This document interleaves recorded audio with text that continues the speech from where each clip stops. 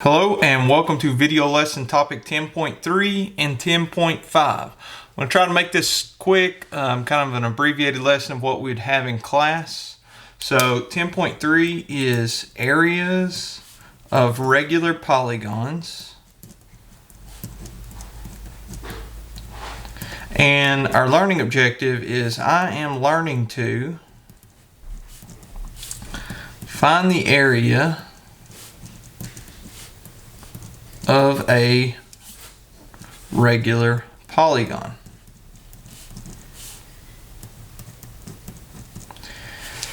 Now, this is probably a familiar term to you, radius, but it's going to change a little bit from what you would normally think, because what we're going to be working with is regular polygons, which means all the angles are equal and all the sides are equal.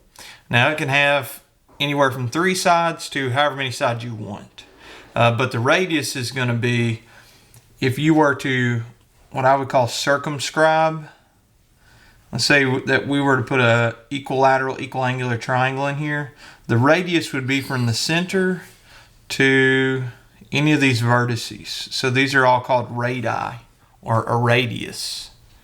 So your radius is the distance from center to vertex.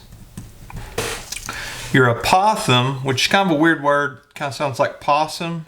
Your apothem is, if I were to take that same triangle, let's say I drew it a little bigger, and this could be anything. We're going to work with a pentagon here in just a second.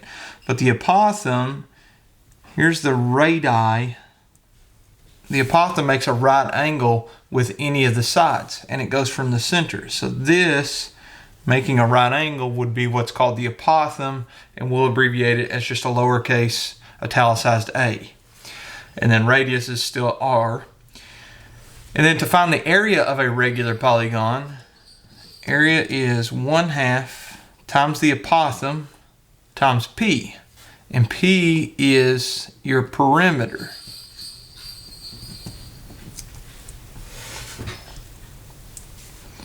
And by the way, if we were to define apothem, it is the perpendicular distance, that's a symbol for perpendicular, distance from center to side. So as you can see, I skipped example 1 because we're doing an abbreviated lesson, so I'm not going to cover this. I'm just going to show you how to apply this formula, and we'll do that again in topic 10.5. So example 2 is, what if I gave you the following measurements? On this decagon, and remember it's a regular decagon, so all the angles and all the sides are equal. The apothem, and the formula is 1/2 AP, the apothem is 12.3, that would be this distance. And each side is 8 on the decagon. So that means 8, and a decagon has 10 sides. So your perimeter would be 10/8 or 80.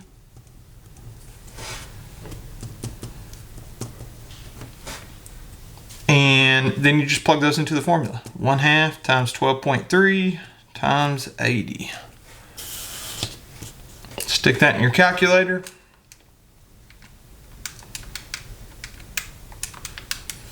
And you get 492 inches squared. Now the reason it's inches squared is like we talked about before. Anytime you have area that's 2-dimensional, and 2-dimensional is going to be raised to the 2nd power. Example 3, it doesn't give you the apothem here, but I'm going to keep these really easy, so I'll go ahead and give it to you. The apothem is 5√3. And you'd find that by using your 30, 60, 90 degree triangles. But if you know that, and you know each side on this hexagon is 10, the apothem is 5√3, the perimeter would be 6 tens, 10, 20, 30, 40, 50, 60. So then you just plug those in, 1/2 times 5√3 times 60. And since you can round this to the nearest tenth, according to the directions, you can stick that whole thing in your calculator at once. And mine says 259.8 millimeters squared.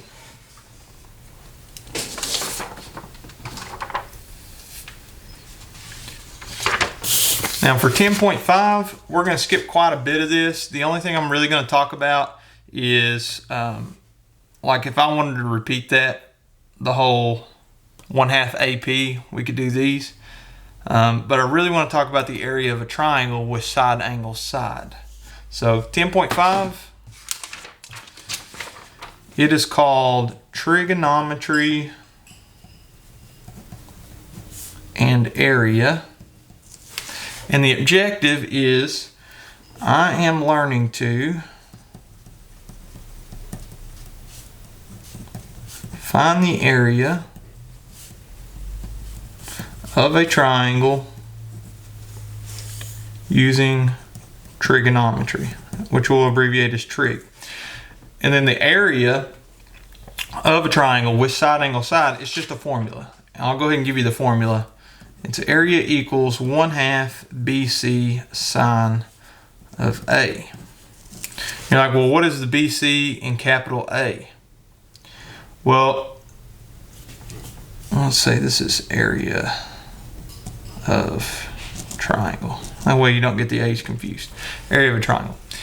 Well, if I gave you a triangle, and let's call it triangle ABC.